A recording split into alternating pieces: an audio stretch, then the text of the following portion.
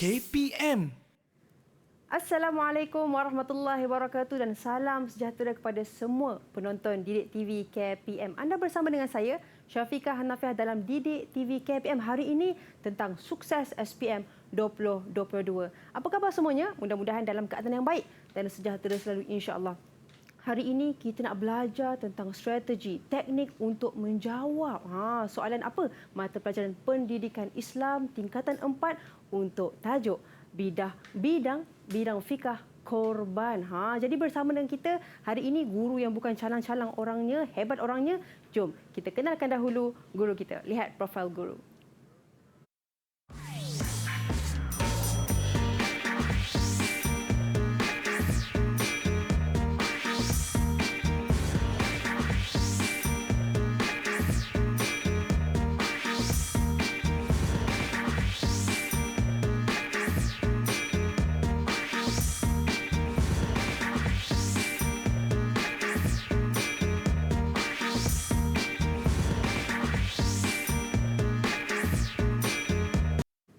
Ya, bersama dengan kita di studio Ustazah Siti Rahmah Syahbudin. Assalamualaikum Ustazah. Waalaikumsalam warahmatullahi Syafiqah. Ustazah comel, menarik, cantik hari ini. Masya mana Allah. boleh lawan Syafiqah.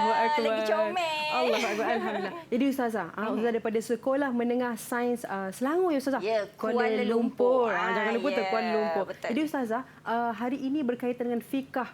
Bidang fikah korban.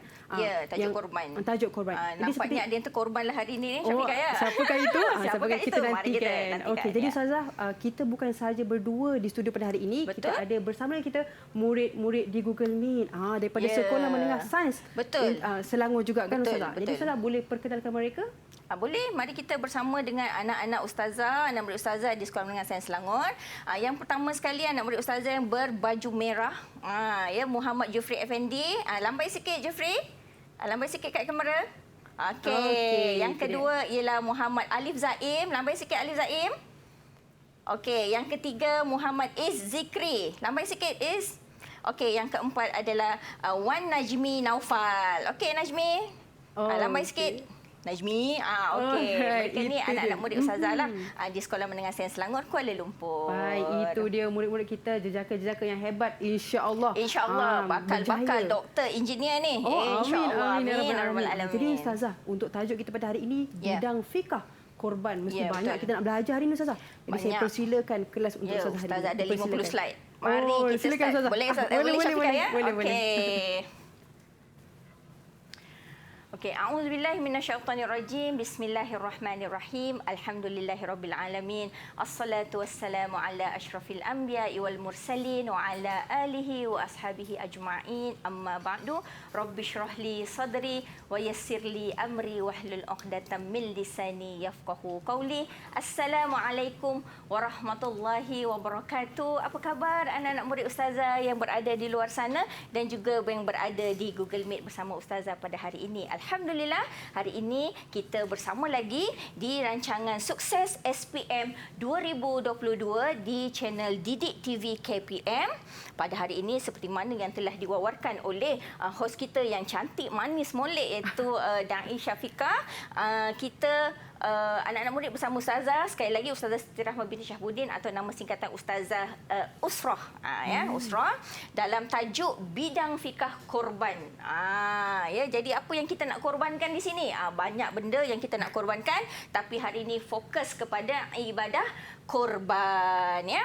Jadi untuk tajuk bidang fikah korban ni anak-anak murid semua ada 3 objektif yang kita nak capai pada hari ini. Tengok betul-betul objektif yang kita nak capai. Yang pertama sekali adalah menyatakan 8 subtopik yang perlu dikuasai dalam tajuk bidang fikah korban dengan betul. Jadi maksudnya untuk tajuk bidang fikah korban ni Syafiqah, untuk menguasai sukses SPM ni dia ada 8 subtopik. 8 subtopik ni kena dikuasai kerana dengan 8 subtopik inilah baru boleh dapat jawab soalan SPM dengan cemerlang ya.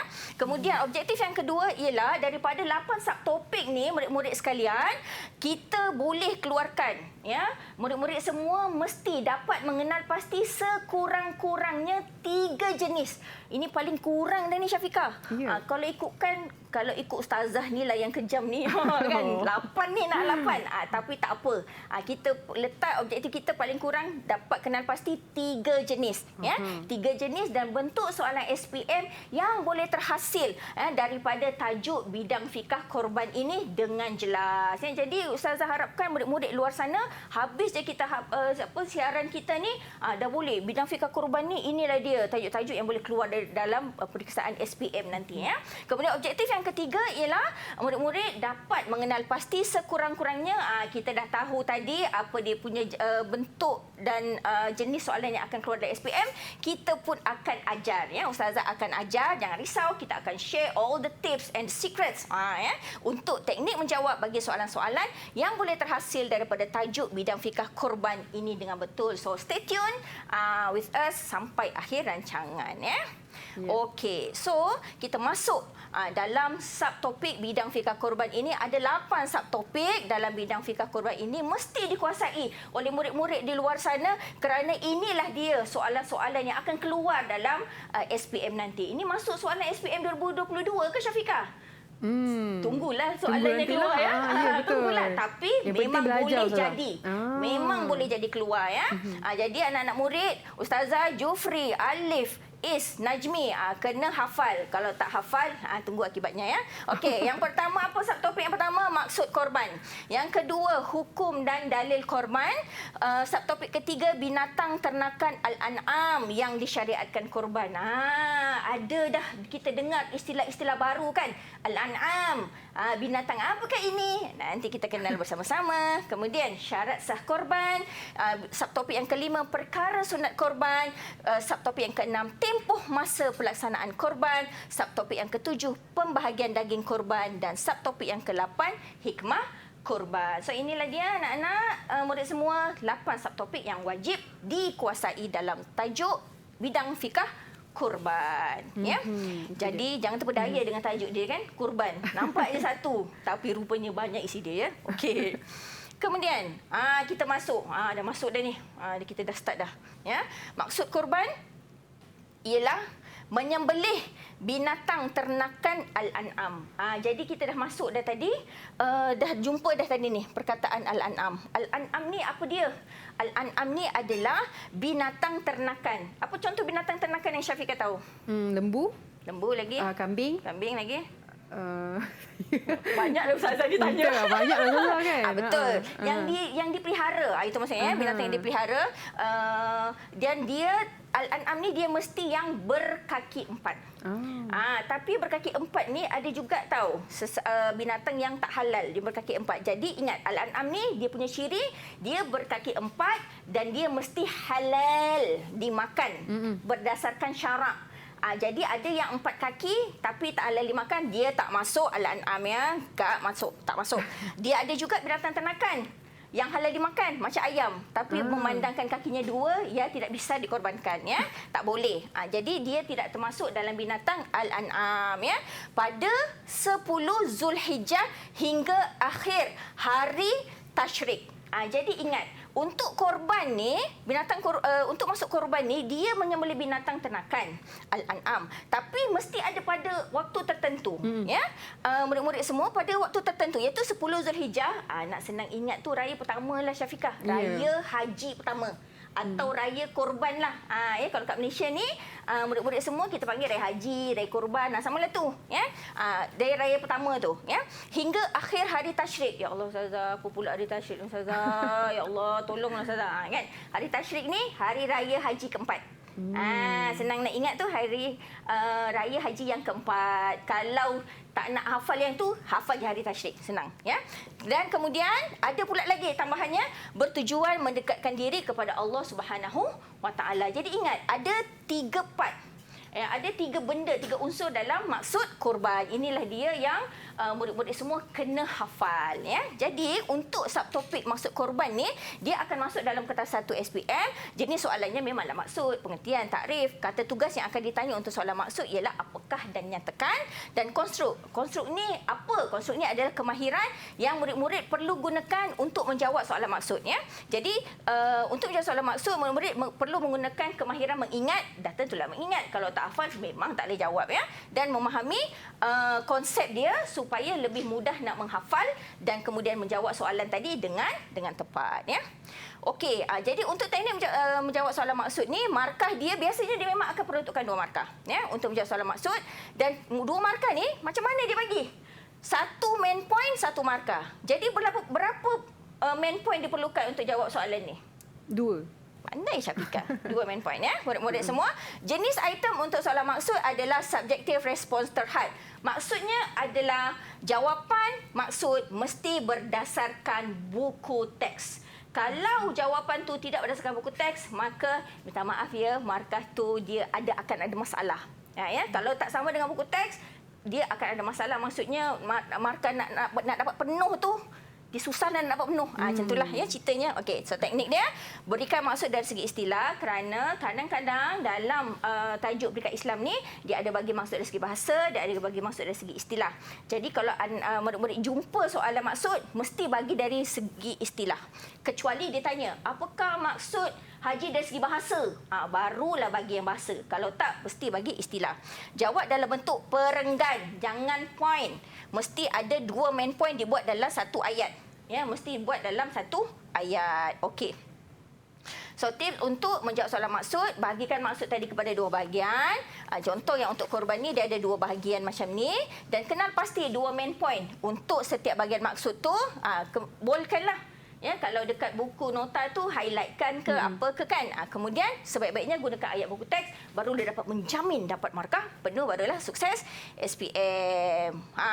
Jadi, soalannya, apakah maksud korban? Siapa nak jawab? Cepat. Siapa nak jawab? Angkat tangan. Cepat. Buka Siapa mic. nak jawab? Okey, Is. Silakan. Korban ialah menyembelih binatang ternakan Al-An'am pada 10 Zulhijjah hingga hari Tasyrik, bertujuan mendekatkan diri kepada Allah Subhanahu Wa Taala. Mari kita cek. Rasa macam betul. Menyembelih binatang ternakan Al-An'am pada 10 Zulhijjah hingga akhir. Is kena letak akhir. Kena sama dengan buku teks. Baru menjamin markah penuh. Jadi Ustazah, kalau dia letak hari Tasyrik je tadi, dia tengoklah kalau macam ustazah tu kejam macam ustazah ni, mungkin tak dapat markah. Jadi Lembut hati sikit boleh lah. kan. Jadi sebab apa? Dia terhad, ya. Murid-murid semua dia respon terhad. Jadi kena, kalau boleh tu sebaiknya ikut buku teks, ya. Okey, bertujuan mendekatkan diri kepada Allah Subhanahu. Very good. Is, ya. Tahniah ustazah ucapkan, so dapat 2 markah. So kita pergi subtopik yang kedua, hukum korban. Senang je hukum korban ni, hafal je lah. Dia ada 2 jenis. Yang pertama, hukum asalnya murid-murid semua sunat muakkad. Sunat muakkad ni dia macam ni. Dia wajib, sunat muakkad, sunat. Sunat muakkad ni di antara sunat dengan wajib. Dia sunat yang dituntut. Pahalanya banyak sikitlah daripada sunat biasa, ya. Tapi hukum berkorban ni dia jadi wajib jika seseorang itu dia bernazar. Bernazar ni dia berjanji dengan Allah, kalau dia hajat dia tercapai, dia janji dia nak berkorban. Contoh dia kata, kalau saya dapat straight A plus SPM, saya nak berkorban. Nanti kalau 4 orang ni dapat straight A plus SPM, jika bernazar berkorban, wajib berkorban. Faham? Ya, mesti. Okey. Okey, jadi untuk hukum ni, kalau dalam SPM dimasuk kata 1, jenis soalannya hukum, kata tugasnya apakah atau nyatakan, dan konstruk dia mengingat dan memahami. Teknik untuk jawab soalan hukum, biasanya markah dia, kalau dia tanya apakah hukum, biasa dia akan bagi peruntukan 1 markah saja. Jenis item dia sama juga terhad, tak bolehlah direka-reka, ya. Mesti sama dengan hukum Islam. Teknik dia, berikan hukum bagi ibadat yang ditanyakan pada soalan, jelaskan hukum secara terperinci jika terdapat lebih daripada 1 hukum. Macam tadi itulah. Macam ni kan. Dikata kalau dia tanya umum, apakah hukum korban? Jadi kalau dia ada 2, dekat buku teks tu kena jelaskan 2-2. Faham anak murid semua? Faham Najmi? Kena bagi 2, ya. Faham. Kalau tak faham, kena fahamkan juga. Kan nak sukses ni, kena fahamkan juga, ya. Okey, tengok ni soalan dia. Nyatakan hukum melaksanakan ibadah korban. Cepat nak jawab. Siapa nak jawab? Silakan. Okey, Alif. Hukum melaksanakan ibadah korban ialah sunnah muakkad dan wajib jika bernazar. Ini kalau salah ni memang Ustazah kejam lah. Ya. Okey, jadi Ustazah nak tambah sikit Syafiqah dalam membuat soalan murid-murid semua dalam peperiksaan sebab dia subjektif tau Syafiqah SPM kertas 1 ni. Jadi biasakan tulis penyata jawapannya. Biasakan tulis penyata jawapan, barulah tulis poin jawapan pertama, poin jawapan yang kedua ya supaya ustaz-ustazah yang tanda kertas tu kan dia macam fahamlah jawapan murid tu kan. Kalau tiba-tiba karangan tu kan dia macam macam gitulah kan. Jadi kita tak naklah ada peristiwa-peristiwa yang mengelirukan seperti itu ya. Jadi ini adalah cara penulisan jawapan yang paling tepatlah ya untuk murid-murid semua buat dalam menjawab soalan peperiksaan SPM ya. Okay, jadi hukum ni dia mesti dihafal. Okey, untuk binatang ternakan lanam yang disyariatkan korban, ini ada 5 jenis binatang dan ustazah dah buatkan. Oleh sebab korban ni dia banyak hafal dia ustazah buatkan akronim ya. Bau lembing biri. Tolong hafal, tolong. Tolong beb ya. Bau lembing biri. Unta, kerbau, lembu, kambing, biri-biri. Kalau tak hafal juga tak tahulah Pak ya. Okey. So jadi untuk binatang ternakan ni dia kertas 1 jenis soalan senarai isi, kata tugasnya apakah, nyata kata senaraikan, konsult je mengingat dan memahami. Teknik dia, satu isi tu biasa dia akan peruntukkan 1 markas, dia punya jenis item, subjective respon terhad. Teknik dia, apa yang ditanya tu bagilah jawapannya dan isi tu kalau untuk senarai murid semua, biasakan bagi isi yang ada ikut buku teks. Sebab kadang-kadang dia ada tahu beberapa mazhab lah kita katakan dalam Islam ni, janganlah ikut yang lain tu. Semua ikut buku teks je untuk SPM ni ya. Senang. Dia dah bagi, kita ikut je ya. Okey, jadi soalannya. Bau lembing biri. Senaraikan 2 binatang ternakan yang disyariatkan korban. Siapa nak jawab? Cepat. Siapa nak jawab? Nak bagi 5 pun boleh. Jufri, 5 cepat. Silakan. Senaraikan. So antara binatang ternakan ialah unta, kerbau, lembu, kambing dan biri-biri. Ya, gitu kan. Daripada 2 memang boleh dapat 5 markah ya. Tapi taklah kalau dia bagi 2 je lah dapat ya. Okey, tapi senang kan. Kalau dah dapat akronim macam tu, take note dan simpan akronim-akronim yang ustaz-ustazah awak sediakan kerana amat membantu untuk menjawab soalan-soalan yang berbentuk fakta ya. Terutama untuk bidang fikah korban ni, dia memang soalannya berbentuk fakta yang banyak. Jadi itu dia penjelasan daripada ustazah mengenai dengan tajuk kita pada hari ini, korban. Ada maksud, hukum dan juga kita kenal binatang korban. Ustazah tadi apa? Bau lembing biri. Pandai Syafiqah, boleh A+ dekat Islam. Okey, baik. Jadi murid-murid kita berehat seketika. Kita kembali selepas ini dalam Sukses SPM 2022. KPM. Kembali lagi dalam slot Sukses SPM 2022. Hari ini bersama dengan saya Syafiqah Hanafiah, dengan saya si Ustazah Siti Rahmah Syahbudin. Dan hari ini mengenai mata pelajaran pendidikan Islam tingkatan 4 bidang fikah korban. Jadi Ustazah, kita nak tahu juga berkenaan dengan syarat sah dan juga perkara sunat korban. Mari kita kaji. Dan hafal. Dia mesti hafal ya Syafiqah. Okey, laju ni syarat sah korban. Syarat sah korban ada 4 murid-murid semua. Ustazah dah ringkaskan. Jadi niat lepas solat hari raya, cukup umur, bebas penyakit. Jadi kalau nak mudah hafal, hafal je keyword-keyword utama ni murid-murid semua. Jufri, Alif, Is, Najmi. 4 ni yang paling utama nak hafal. Niat lepas solat hari raya, cukup umur, bebas penyakit. Tapi nanti jawab dalam peperiksaan kena guna ayat penuh. Ya, niat tu apa? Berniat korban ketika binatang disembelih. Masa nak sembelih lembu ke kambing ke unta tu, niat nak sembelih tu dengan niat berkorban. Bukan niat nak makan binatang tu je. Bukan niat nak buat stick. Bukan Okey. Yang kedua, lepas solat hari raya tu ialah masa pelaksanaan. Bila binatang tu disembelih adalah mesti selepas solat hari raya Aidiladha 10 Zulhijjah, bukan lepas solat subuh. Ya, bukan lepas solat zuhur, bukan lepas solat raya puasa, mesti lepas solat raya haji. Ya, sehingga terbenam matahari hari tasyrik tadi 13 Zulhijjah ya. Kemudian cukup umur adalah binatang sembelihan tu cukup umur. Jadi dia untuk cukup umur ni murid-murid semua dia adalah dia punya ikut binatang. Ya. Macam kalau unta mesti 5 tahun ke atas, kalau lembu, kambing, kerbau dia 2 tahun. Kalau kambing biri-biri tu dia mesti 1.5 tahun atau kambing biri-biri tu dia dah bertukar gigi.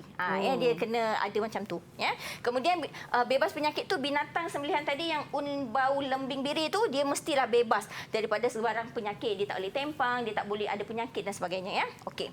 Jadi untuk syarat sah korban ni dia masuk dalam kertas 1, jenis soalannya mesti ada syarat sah. Ini paling best. Syarat sah korban ni dia akan ada 2 jenis soalan, ya. Murid-murid semua dia boleh jadi syarat sah, soalan syarat sah dia tanya umum, senaraikan 2 syarat sah, gitu. Dan dia boleh masuk soalan hukum dan alasan. Ceng ceng ceng, ya. Di soalan ni memang menakutkanlah, menyeramkan, ya, pelajar, ya. Kata tugas untuk syarat sah ni biasa dia akan tanya jelaskan, dan manakala untuk hukum dan alasan ni biasa dia kata nyatakan. Dia nampak dia nyatakan, sebenarnya susah dia punya jawapan. dia sebab dia kemahiran dia mengaplikasi dan menganalisis. Maksudnya anak-anak murid semua kena faham betul-betul syarat sah korban tu secara keseluruhan, ya, murid-murid semua. Jadi teknik untuk menjawab syarat sah, biasanya markah dia 1 isi jawapan 1 markah, jenis item dia subjektif respon terhad. Ini tak susah sebab just perlu hafal, boleh jawab. Teknik dia berikan syarat sah bagi sesuatu proses ibadah itu dilaksanakan. Yang penting tulis dalam ayat yang lengkap, mengandungi sekurang-kurangnya 4 patah perkataan. Ingat, ya, murid-murid semua, yang maksudnya ayat lengkap tu, awak punya jawapan tu paling kurang perkataan dia, murid-murid 4 patah. 3 patah perkataan markah awak tet. Ingat tu. Ya, jadi jangan buat pasal. Ya, okey. Jadi kita tengok contoh. Jelaskan 2 syarat sah ibadah korban. Ustazah nak tanya Najmi lah. Najmi, cuba jawab ni. 2 syarat sah ibadah korban. Nak tengok jawapan awak cukup tak 4 patah perkataan? Silakan Najmi. 2 syarat sah ibadah korban ialah binatang sembelihan bebas daripada penyakit dan kecacatan dan berniat korban ketika menyembelih binatang. Rasa memang cukup kan Syafiqah, kan? Cukup, Ustazah. Macam tak terkira dah tu. Jadi boleh dapat 1 markah, dapat 1 markah. Kenapa kena 4 patah perkataan? Kerana dia guna kata tugas jelaskan. Jelas murid-murid semua? Jelas, ya? Okey. Untuk jenis soalan hukum dan alasan untuk syarat sah ni, ingat, hukum dan alasan ni markah dia ada special sikit, ya. Hukum betul, alasan betul, confirm lah 2 markah. Kan? Hukum betul, alasan salah, 1 markah je lah sebab hukum dia betul. Tapi kalau hukum salah, alasan dia betul, minta maaf kosong. Jadi sebab alasan tu betul-betul kebetulan je tu. Ya, dia hukum dia mesti betul. Okey, so jenis item dia terhad, mesti betul, mesti dia tak boleh direka-reka. Teknik dia untuk menjawab hukum dan alasan ni, jawab dia boleh dalam bentuk point, tet tadi, ataupun boleh dalam bentuk jadual supaya kemas. Kenal pasti permasalahan situasi diberikan. Jadi kalau untuk jawab soalan syarat sah ni, anak-anak murid semua kena cari syarat sah dalam situasi tu. Biasa dia akan bagi situasi tau Syafiqah dekat soalan tu. Jadi kena cari mana satu dia punya syarat sah. Kalau macam tadi tu dia ada 4 tu lah. Dia ingat ke, dia tanya pasal masa ke, dia tanya pasal cukup umur ke, dia tanya pasal bebas penyakit tu. Kena carilah, ya. Kemudian nyatakan hukum 2. Hukum 2 ni maksudnya jawapan dia sama. Kalau dia tanya pasal syarat sah, jawapannya mesti sama ada sah atau tak sah. Dia pasti dia berganding bahu kat situ, ya. Kemudian jelaskan alasan sebab yang menjadikan hukum tersebut berlaku, ya. Jadi tip untuk jawab soalan hukum dan alasan untuk syarat sah ni, baca situasi dengan teliti. Jangan stres. Baca je panjang-panjang stres. Jangan. Sebenarnya soalan panjang ni bagus sebab banyak petunjuk kat situ. Ya, jadi jangan stres. Ya, sebab itu adalah sinar matahari untuk awak semua, ya. Okey, jadi cari syarat sah. Apa syarat sah tu? Tadilah sifat orang ke, sifat tempat ke, sifat masa. Ya, dan lain-lain sifatlah keadaan. Dia ada cerita dalam situasi tersebut dan jika ada, jawapan dia mestilah jenis hukum 2 tadi, iaitu sah atau tidak sah. Dan jawapan bagi alasan pula ada terdapat pada situasi yang diberikan. Contoh soalan dia. Ahmad menyembelih seekor lembu selepas solat subuh 10 Zulhijjah untuk menyempurnakan ibadah korbannya. Apakah jawapannya? Siapa nak jawab? Siapa nak jawab? Cepat! Saya jawab. Silakan. Is. Nak tengok ni Mufti. Fat. Tidak sah hal ini kerana ibadah korban mesti dilaksanakan selepas solat Hari Raya Aidil Adha 10 Zulhijjah. Pandai. Betul. Nasib baik betul jawapan dia. Okey. hukum tidak sah. Sebab tadi dia punya syarat sah tu yang mana? Kan? Solat subuh ni. Ya, jadi itulah skill ya, untuk jawab soalan hukum dan alasan. Okey. Syafiqah faham kan? Faham saya. Alhamdulillah. Okey, kita pergi pula perkara sunat korban. Perkara sunat korban pun Ustazah dah highlight lah dia punya keyword dia sini, anak-anak murid semua. Ada 1, 2, 3, 4, 5. Lupa pula Ustazah bilangan dia 5 ya. Okey. Yang pertama, tidak bercukur sendiri. Sunat sembelihan, basmalah dan selawat, berdoa. Dia ada 5 benda perkara sunat korban. Keyword dia ada 5. Tidak bercukur tu apa? Orang yang nak buat ibadah korban ni, dia sunat tidak bercukur jambang ke bulu, apa bulu lah dekat dia punya rambut ke kan, dekat tubuh badan dia, dan dia tidak potong kuku pada start 1 Zulhijjah ya, sampai selesai berkorban. Kalau ada korban 10 Zulhijjah sampai 10 Zulhijjah lah. Kalau berkorban 11 lah. Kalau 12 macam itulah seterusnya ya. Okey, itu sunat. Bukannya kan pengotor tak bukan. Dia tengah beribadah tu. Jadi kita tak boleh kata macam tu ya. Kedua, perkara sunat yang kedua melakukan sendiri tu, melakukan penyembelihan korban dengan sendiri. Ini khusus untuk lelaki lah. Kalau macam kita tu Syafiqah mungkin taklah ya. Kan tak berani mak tak kan. Ya. Sunat sembelihan tu maksudnya dalam melaksanakan ibadah korban tu, kalau kita melakukan sunat sembelihan, itu pun dah jadi dapat pahala sunat korban juga. Apa contoh sunat sembelihan? Kita pakai pisau yang paling tajam. Kita menyembelih di siang hari, bukan petang-petang. Ya, itu adalah contoh-contoh sunat sembelihan ya. Kemudian membaca basmalah, iaitu bismillah Allahu akbar, dan berselawat Allahumma salli ala Muhammad ketika menyembelih, ketika nak start potong leher binatang korban tadi, dan berdoa semasa hendak menyembelih. Ya, ini adalah senarai perkara sunat korban. Jadi untuk perkara sunat korban ini murid-murid semua, dia masuk dalam kertas 1. Jenis soalannya sama juga lebih kurang macam syarat sah korban tadi. Dia ada 2 jenis, iaitu dia boleh ditanya secara umum perkara sunat korban, dia boleh juga ditanya untuk soalan hukum dan alasan ya. Kata tugas yang akan digunakan untuk perkara sunat ni, dia akan guna kata tugas jelaskan. Untuk hukum dan alasan dia guna kata tugas nyatakan. Konstruk untuk perkara sunat mengingat dan memahami, okey dah cukup. Untuk hukum dan alasan ni dia mengaplikasi dan menganalisis ya, sebab dia kena faham overall ya. Okey, untuk teknik menjawab perkara sunat macam biasa, yang penting hafal dan bagilah ikut apa soalan tu kehendaki. Guna akronim yang Ustazah bagi tadi, keyword-keyword yang Ustazah bagi tadi untuk mudah anak murid semua menghafal. Tapi ingat, mesti tulis dalam ayat yang lengkap. Janganlah bagi keyword tu je. Tu patah perkataan tu ya, markah dia nanti mesti akan efek ya. Jadi jangan bagi keyword, mesti ayat yang lengkap mengandungi sekurang-kurangnya 4 patah perkataan ya. Jadi contoh jawapan dia macam inilah: tidak bersyukur dan memotong kukunya pada permulaan bulan Zulhijjah sehingga selesai berkorban, melakukan penyembelihan korban dengan sendiri. Jadi itu untuk yang perkara sunat umum. Kalau hukum dan alasan sama juga pemarkahan dia macam tadi, jenis item dia respon terhad. Kalau yang tadi untuk syarat sah, anak-anak murid kena cari syarat sah. Jadi kalau anak-anak murid jumpa soalan hukum dan alasan ni, perkara pertama cari dulu syarat, cari dulu masalah, baca situasi tu kan. Cari dulu syarat sah. Ada tak syarat-syarat sah dalam situasi yang diberikan tu? Kalau tak jumpa, barulah cari perkara wajib ke, perkara sunat ke, perkara makruh ke, perkara haram ke. Kalau terjumpa, kalau dia kata pasal kalau dia kata menyembelih dengan sendiri, perkara sunat, kan mestilah jawapannya sunat. Itu confirm lah tu ya. Jadi dia masuk dalam hukum 5. Hukum 5 tu sama ada wajib atau sunat atau harus atau makruh atau haram, dan jelas alasan dia sama juga ada dalam situasi yang diberikan ya. Jadi sama juga dia punya tips seperti yang tadi. Contoh untuk soalan perkara sunat ni, Ali tidak mencukur janggut dan kumisnya bermula 1 Zulhijjah sehingga setelah selesai menyembelih seekor lembu pada 12 Zulhijjah. Jadi jawapan contoh dia adalah hukumnya sunat.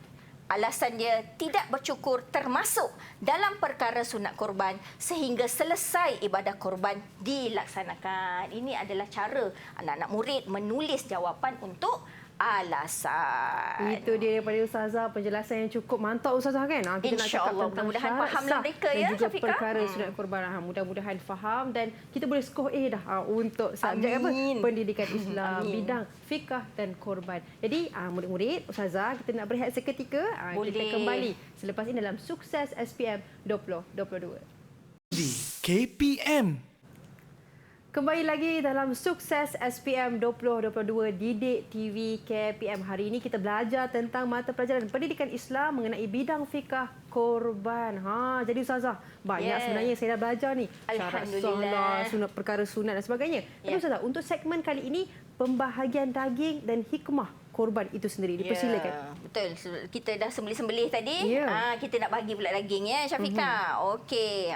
Jadi daging korban ni murid-murid semua, dia bukan main suka-suka hati je ya. Dia ada pembahagian daging korban ni ya. Jadi senang nampak ni kan. Sangat jelas. Ustazah dah tulis besar-besar dah ni kan. Kalau tak nampak juga, sila pakai spek ya. Okey. 1/3, 1/3, 1/3. Jadi maksudnya daging tu nanti mesti dibagikan kepada 3 bahagian. 1/3 tu disedekahkan kepada fakir miskin. Kita boleh katakan wajiblah ya, wajiblah disedekahkan kepada fakir miskin ya. Bahagian-bahagian ini. Yang pertama ni, 1/3 ni wajib disedekahkan kepada fakir miskin. Yang 1/3 lagi boleh dimakan. Boleh. Dia tak wajib, tapi boleh dimakan oleh pihak yang berkorban. Contoh macam Syafiqah nak berkorban, 1/3 daging tu Syafiqah boleh makan sendiri. Nak buat sate, nak masak apa, sup, boleh, tak ada masalah ya. Dan anggota keluarga, maksudnya bukanlah Syafiqah je nak habiskan 1/3 tu. Banyak kan? Banyak tu kan, gemuk nanti kan. Jadi bolehlah anggota keluarga kan. Tapi yang 1/3 ni, kalau Syafiqah tak makan daging, kan cantik badan tu, kurus kan, tak makan daging lah tu kan. Kan nak sedekah kepada fakir miskin boleh, tak ada masalah kan.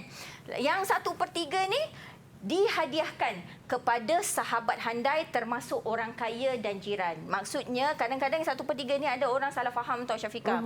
Dia kata mesti bagi, kalau orang kaya tak boleh ke dapat korban ni? Boleh daging korban ni. Maksudnya siapa-siapa je, jiran tetangga ke, boleh, kita boleh bagi ya, untuk 1/3 ni. Tapi sebab apa kita dah bagi dah 1/3 yang wajib tadi kepada fakir miskin ya. Jadi faham ya Syafiqah pembahagian daging korban ni.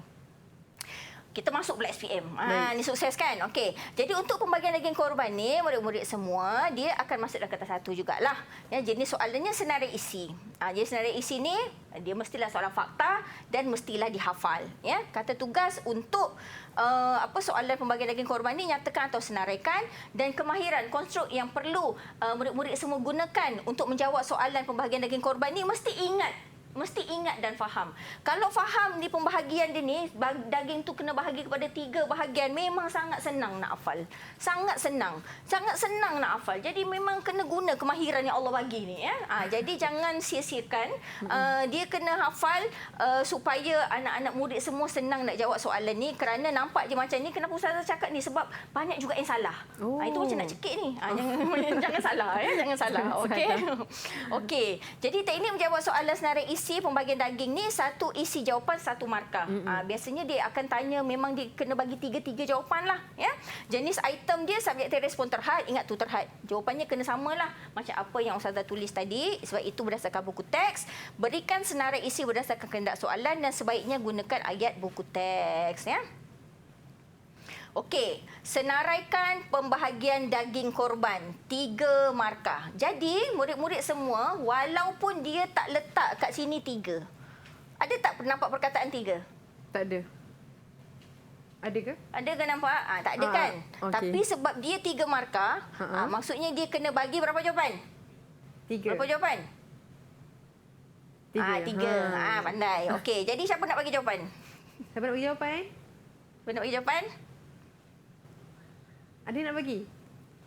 Korang tak nak bagi? Silakan. Mungkin Jufri Ustazah. Sorry, saya. Najmi. Silakan Najmi. Okey.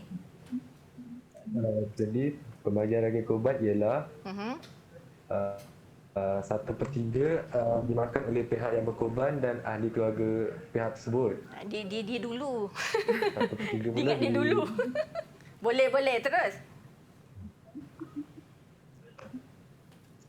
Kemudian 1/3 disedekahkan kepada fakir dan miskin. Okey.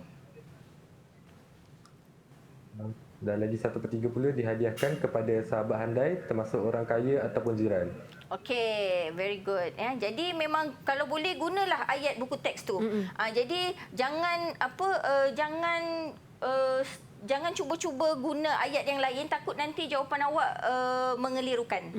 Ya, jadi kalau boleh memang guna ayat buku teks, barulah dapat markah yang kalau ustazah baca tu dia senang nak bagi markah, ya. Okey.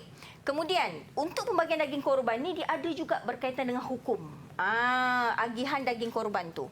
Yang pertama, untuk orang yang berkorban nazar tadi. Syafiqah ingat tak tadi siapa yang bernazar berkorban tu dia wajib buat korban. Kan? Dia wajib buat korban satu. Lepas tu, lepas orang yang wajib berkorban ni dia dah berkorban dah ni. Dia berkorban.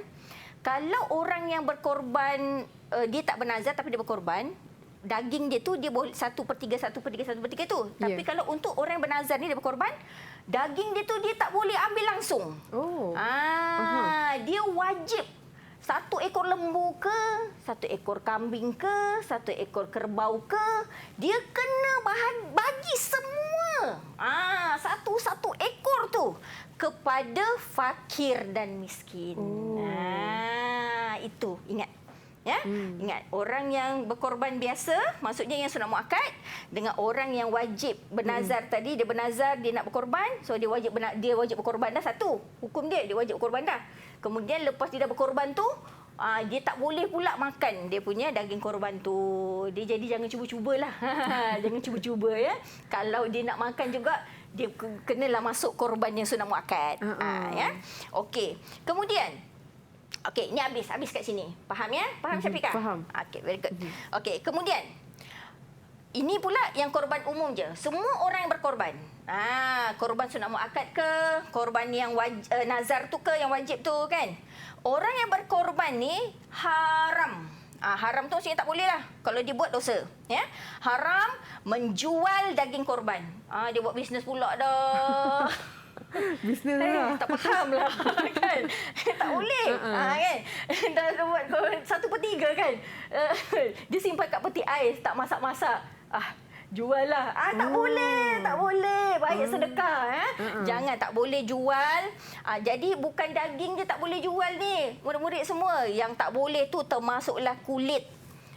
Kulit lembu, kulit kambing, kulit biri-biri tu kan. Kalau buat baju kulit baju sejuk. Baju sejuk kan, baju sejuk tu kan. Masyuk kan. Tak boleh, ya. Lemak yang tak tahulah siapa nak beli ni. Lemak tak boleh jual. Susu. Susu dia tak boleh jual. Susu tu maksudnya macam contoh kan, kita dah beli lembu. Saya beli ni sebab saya nak korbankan dia. Boleh pula perah dulu susu dia jual. Tak boleh juga, tak boleh. So, kita dah niat. Dah niat nak korbankan dia. Tak boleh, tak boleh. Kaki dia ke, tulang ke, tak boleh lah. Lepas dia dah meninggal dunia ke, sebelum ke. Sebab masa kita dah beli tu, memang kita dah niat. Ini korban. Binatang korban. Tak boleh, ya. Haram. Haram, tak boleh. Kepala dan bulu. Bulu yang jatuh-jatuh tu pun, kumpul-kumpul jual pun tak boleh. Ingat, nak cakap ni betapa haramnya, ya. Tak boleh, ya. Tak boleh, haram, ya. Okey, haram, tak boleh. Okey. Itu dah faham, ya. Jadi sekarang kita pergi soalan ni pula. Jadi soalan agihan daging korban ni kertas satu, jenis soalannya hukum dan alasan. Jadi biasanya ini dia akan masuk hukum dan alasan lah. Ya, kata tugas dia nyatakan, konstruk dia, mengaplikasi dan menganalisis. Okey. Teknik hukum dan alasan sama juga macam tadi. Hukum betul alasan betul 2 markah. Hukum betul alasan salah 1 markah. Hukum salah alasan betul 0 markah. Jenis item untuk hukum dan alasan subjektif respons terhad. Boleh jawab dalam bentuk poin atau jadual. Kenal pasti permasalahan situasi diberikan. Yang ini adalah perbuatan. Ya, kalau yang tadi yang persyarat sah tu, kita kena cari syarat. Kalau yang perkara sunat, kita kena cari perkara tu dimasuk dalam perbuatan perkara sunat ke, perkara wajib ke, perkara haram, kan? Ada dalam buku teks semua tu. Yang ini pula perbuatan dia tu. Kan, perbuatan dia menjual ke, perbuatan dia dia mengambil, dia bernazar dan dia mengambil daging korban, kan. Jadi perbuatan dia. Dan kalau dia ada soalan pasal agihan daging korban tadi, jawapan dia mesti yang jenis hukum 5 tadi, ya. Dan jelas alasan dia ada dalam situasi yang diberikan. Tak maaf, salah tekan. Okey. Baik. Okey, ini Ustazah dah bagi tadi tips. Okey, ini contoh soalan berkaitan agihan daging korban. Encik Zairul mengambil 1/3 bahagian daripada daging korban nazarnya kerana dia telah sembuh daripada penyakit barah. Siapa nak jawab? Siapa nak jawab? Cepat. Okey, Okey, Is. Okey, silakan. Jawapannya haram kerana semua daging korban nazar wajib disedekahkan kepada fakir miskin. Pandai, Is. Sama tak jawapan saya? Sama. Okey. Kita tak lupa. Okey. Betul. Haram kan? Kenapa haram tadi? Kerana daging korban nazar wajib disedekahkan semuanya. Kan? Bau-bau pun tak boleh ambil. Bau boleh lah ya. Okey. Okey, soalan yang jenis kedua. Luqman menjual kulit lembu korbannya untuk dijadikan rebana. Okey, siapa nak jawab? Siapa nak jawab? Okey, silakan. Okey. Ya, hukumnya haram kerana orang yang berkorban haram menjual daging korban termasuk kulit, lemak, susu, kaki, kepala dan bulu binatang korban. Okey, jadi jelas saya dia punya alasan pun sama dengan ayat buku teks. Kalau macam tu memang dah confirm dah dapat markah penuh ya Syafiqah. Tapi Confirm. kalau dia bagi je kulit tu boleh tak? Agak-agak. Siapa boleh jawab tu? Bagi Luqman memberi. Ini soalan baru ni. Tak ada dekat soalan. Memberi kulit lembu korbannya untuk dijadikan rebana. Memberi. Siapa boleh jawab? Boleh. Boleh ke tak boleh? Siapa nak jawab? Siapa nak jawab? Jufri. Silakan Jufri. Ada? Memberi. Boleh ke? Kalau salah tak ada masalah. Apa Apa jawapannya? tu? Jawapannya? Haram ke harus?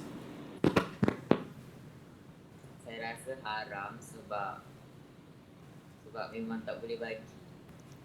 Okey. Jawapannya kurang tepat. Astaghfirullahalazim. Harus. Jawapannya harus. Kerana yang tak boleh tu jual.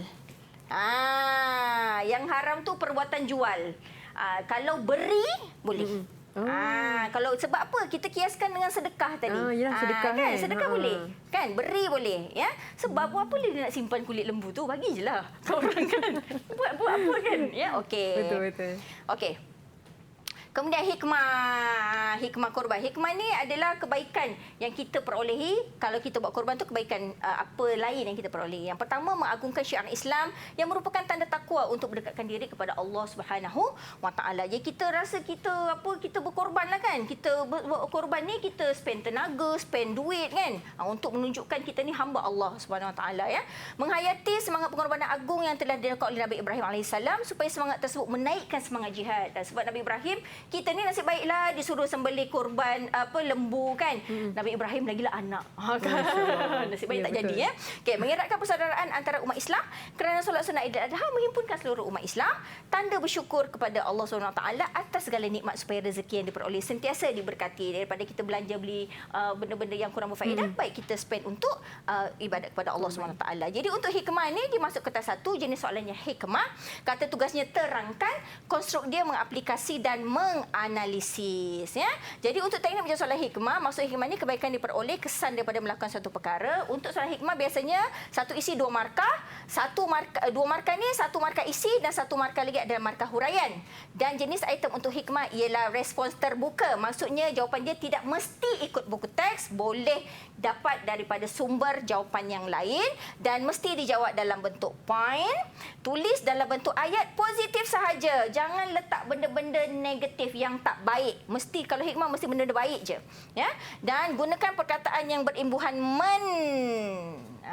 Barulah nampak hikmah dan mulakan huraian dengan salah satu aksu. A tu agar, K tu kerana, S tu supaya, U tu untuk. So, tip untuk jawab soalan hikmah, berikan kebaikan yang khusus dengan kehendak soalan tersebut. Kalau korban, apa yang berkaitan dengan korban saja, jangan berkaitan dengan umum. Masukkan kata kunci soalan pada ayat jawapan dan boleh mulakan jawapan dengan dapat men apa. Barulah dapat bagi jawapan yang tepat. Ya?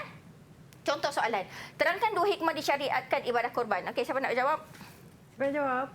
Okey, Jufri. Silakan. Dia nak tebus balik kesalahan dia.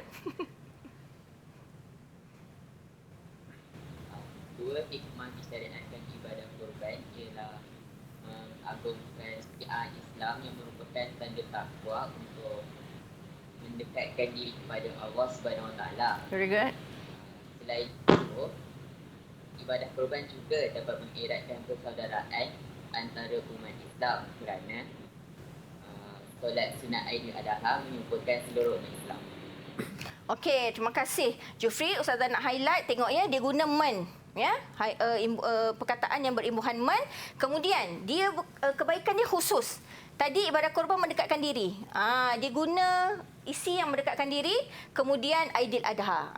Ini adalah cara untuk murid-murid semua jawab soalan hikmah satu ibadat tu, dia mesti bagi kata kunci yang khusus kepada ibadat yang ditanya pada soalan. Itu dia penjelasan daripada Ustazah mengenai dengan pembahagian daging dan hikmah korban. Itu dia cara teknik nak jawab soalan yang berkaitan dengan pembahagian korban dan juga hikmah korban. Jadi Ustazah, murid-murid saya yakin banyak lagi kita nak belajar. Tapi sebelum tu kita nak berehat seketika. Kita kembali selepas ini dalam Sukses SPM 2022.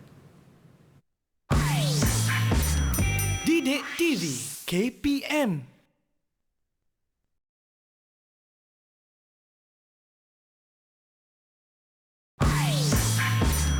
Didik TV KPM. Bersama sekali lagi dalam Sukses SPM 2022. Hari ini kita belajar tentang pendidikan Islam, mata pelajaran pendidikan Islam untuk topik bidang fikah korban. Jadi Ustazah, tadi kita dah belajar juga tentang daging dan sebagainya. Untuk kali ini mungkin apa yang Ustazah nak kongsikan? Dipersilakan. Okey, untuk segmen yang keempat ni, Syafiqah, sebab dalam SPM ni, kertas 1, dia 20 markah tu dia ada soalan beraras tinggi. Iaitu dia memerlukan kemahiran menilai. Jadi, kita panggil kemahiran berfikir aras tinggi lah, KEBAT. Jadi, untuk segmen keempat ni, Ustazah nak kongsikan dengan anak-anak murid di luar sana dan di Google Meet, ciri-ciri soalan KEBAT. Jadi memanglah tajuk bidang fikah korban ni tidak akan terlepaslah daripada soalan KEBAT ini. Jadi untuk soalan KEBAT ni, anak-anak murid semua, sebelum anak murid semua menjawab soalan KEBAT, kena kenal dulu soalan KEBAT tu yang mana. Jangan main KEBAT je semua. Kena tahu ya. Okey, jadi ciri soalan KEBAT ni ada 3. Yang pertama sekali, soalan KEBAT tu dia ada stimulus soalan. Stimulus tu bahan rangsangan. Sebelum dia bagi soalan yang sebenar, dia ada bagi bahan rangsangan soalan. Tapi jangan sangka stimulus soalan tu perhiasan. Tidak, dia bukan perhiasan. Dia mempengaruhi markah. Stimulus tu dia ada keyword dekat stimulus tu. Jadi mesti pay attention pada stimulus tu ya. Jadi stimulus tu dia boleh berbentuk gambar ke, jadual ke, kata-kata hikmah atau petikan akhbar maupun ayat Al-Quran ataupun hadis ya. Jadi ingat dia ada keyword pada stimulus tu. Jadi anak murid semua kena take note ya. Jangan sangka dia perhiasan. Dia bukan perhiasan ya. Okey, kemudian ciri yang kedua, soalan KEBAT dia tidak akan minta bilangan jawapan. Setakat inilah. Setakat ni dia tak akan minta bilangan jawapan untuk subjek pendidikan Islam ya. Dia maksud bilangan jawapan tu dekat soalan tu dia kalau dia kata kemukakan 2 hujah. Bukan KEBAT lah tu. Setakat ni lah ya murid-murid semua, kalau dia letak bilangan jawapan tu bukan KEBAT. Jadi kalau dia tak letak tu KEBAT lah tu. KEBAT lah tu. Risaulah. Maksud bilangan tu 2 dan ke atas lah. 2 ke 3 ke 5 kan. Lepas tu markah dia 4. So macam mana nak dapat 4 markah ni? Ceng. Macam ni cara dia. Jadi teknik menjawab soalan KEBAT. 4 markah kan dia. Dia minta 1 isi jawapan. Dia peruntukkan 4 markah. Jadi 4 markah tu, apa dia 4 markah tu? 1 markah yang pertama, markah isi. 1 markah yang kedua, markah huraian. 1 markah yang ketiga, markah huraian lengkap. 1 markah yang keempat ialah markah kesimpulan. Senang je Ustazah. Yelah Ustazah cakap senang lah. Macam kami nak buat ni Ustazah. Macam mana Ustazah? Macam mana? Kan? Jadi sabar dulu, sabar. Ya. Jadi untuk KEBAT ni, dia subjektif respons terbuka. Yes, baik terbuka ya. Bukannya terhad. Ya, terbuka maksudnya anak-anak murid semua boleh, tak semestinya guna buku teks dapat jawapan dia. Boleh guna sumber-sumber yang lain. Ya, pengalaman hidup. Ya, daripada bahan-bahan bacaan. Daripada ceramah-ceramah dekat YouTube ke Facebook ke. Daripada pengalaman kawan, boleh ya, boleh semua dapatkan jawapan ya. Teknik dia mesti jawab dalam bentuk perenggan. Jangan letak sebarang poin dekat jawapan KEBAT, mempengaruhi markah. Ya, paling kejam kadang-kadang tu boleh dapat kosong. Ya, dia banyak mazhab, kadang-kadang dapat kosong, kadang dapat 1. Jadi paling selamat jangan letak poin. Ya. Mesti jawab dalam 4 ayat. Ya, ada yang jawab 3, ada jawab 4. Jadi paling senang 4 lah. Kan dia 4 isi 4 markah kan Syafiqah. Jadi paling senang 4 ayat. Senang 4. Satu isi, satu markah, satu ayat. Ya. Jadi ayat 1 ayat isi, ayat 2 ayat huraian, ayat 3 ayat huraian lengkap, ayat 4 ayat kesimpulan. Nampak macam senang kan? Macam mana ni? Ustazah ajar, jangan risau. Saja macam mana nak jawab ya. Okey. Jadi kan, penat ni Syafiqah bertukang semalam buat kotak rangka kebat ni. Korban. Penat ni Ustazah bertukang, awak tak guna. Ya Allah ya Tuhanku. Rugilah. Membazir. Penat Ustazah ya. Okey. Jadi ni korbat yang Ustazah dah guna. Dia ada 4 baris. Jadi untuk buat ayat yang pertama mesti mengandungi penyata jawapan atau dia punya short form PJ dan isi jawapan. Penyata jawapan tu ambil daripada soalan lah. Ya, daripada soalan, kalau dia tanya kemukakan hujah, daripada situlah ya. Dan keyword soalan tadi ambil daripada stimulus. Mesti letak dekat penyata jawapan. Kemudian isi tu bagilah ikut apa yang soalan tu tanya. Kemudian ayat yang kedua, mulakan jawapan dengan ini. Ini ataupun hal ini pun boleh juga. Hal ini demikian boleh sebenarnya, tapi Ustazah nak simple ini je lah kan. Tulis hal ini kan panjang pula kan. Benar Ustazah. Okey. Lepas ini tu tambah dengan salah satu daripada aksu. Ini agar, ini kerana, ini supaya atau ini untuk. Kemudian huraikan. Lepas tu noktah. Tengok tu tagline Ustazah ni. Noktah. Kemudian ayat yang ketiga, mulakan jawapan murid-murid dengan salah satu daripada KFC. K itu apa? K itu kesannya. Letak koma ya, supaya senang murid-murid semua buat ayat. F itu apa? Faktornya. C itu contohnya. Jadi sebenarnya mesti 3 ni ke Ustazah? Sebenarnya tak. Dia banyak lagi benda boleh dijadikan huraian lengkap. Tapi Ustazah ni ialah penyayang kan. Ustazah nak bantu kecilkan, mudahkan ya murid-murid semua supaya mudah nak bagi jawapan, tak payah fikir banyak-banyak. Salah satu daripada 3 ni pun dah cukup banyak dah idea yang boleh terhasil ya untuk dapat markah yang mantap untuk soalan kebar ya. Kemudian huraikanlah. Kalau kesan bagilah kesan, kalau faktor bagilah faktor untuk isu berkenaan. Kalau contoh bagilah contoh ya. Kemudian ayat keempat, mulakan jawapan murid-murid semua dengan kesimpulannya kita hendaklah. Mesti guna yang ni. Kesimpulannya kita hendaklah tambah dengan pengajaran isu soalan, tambah dengan salah satu daripada aksu, tambahlah huraian. Ya, guna korban Ustazah ni setiap kali untuk draft jawapan anak-anak murid semua supaya senang nanti lepas dah draft, dah rangka. Ini untuk awal-awal je, fasa awal. Nanti dah mahir dah. Lepas tu bayang-bayang je, lepas tu dah boleh dah jawab dalam bentuk perenggan, dapat markah penuh 4 markah Okey, soalan contoh. Ini hadis lah ni. Hadis daripada Aisyah radhiyallahu anha meriwayatkan bahawa Rasulullah SAW bersabda, kalau tak nak baca atas pun tak apa, ada maksud. Baca maksud. Kan? Amalan dikerjakan oleh anak Adam yang paling disukai oleh Allah pada hari Aidil Adha ialah korban. Sesungguhnya binatang yang dikorbankan pasti datang menemui tuannya pada hari kiamat lengkap dengan tanduk, kuku dan bulunya. Dan sesungguhnya darah sembelihan korban itu telah mendapat tempat istimewa di sisi Allah. Sebelum ia jatuh ke tanah, maka galakkanlah dirimu untuk berkorban. Jadi, Ustazah dah kata tadi kan, stimulus ni, dia bukan perhiasan. Kena cari keywordnya apa. Jadi, keywordnya apa kat sini? Keywordnya, Ustazah bantulah ya. Ustaz bantu, dia punya keyword, galakkan dirimu untuk berkorban. Jadi soalannya, kemukakan hujah anda untuk menyahut seruan hadis di atas. Jadi, cara buat penyata jawapannya, boleh ulang balik. Jangan kemukakan, jangan tulislah. Ini jangan tulis. Terus hujah saya, ni tukar. Hujah saya untuk menyahut seruan hadis di atas ni, tukar pergi keyword. Hujah saya untuk menyahut seruan berkorban. Itu cara buat penyata jawapan kebat.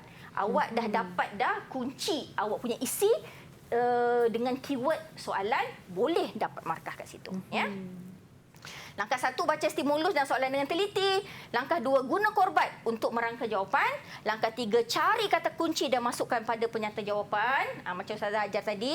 Kemudian langkah yang keempat, buat ayat isi. Lihat kata tugas soalan. Jadi soalannya pasal kata hujah kan. Kalau kata hujah ni, murid-murid semua, dia boleh jadi 3 jenis jawapan. Boleh pilih salah satu lah.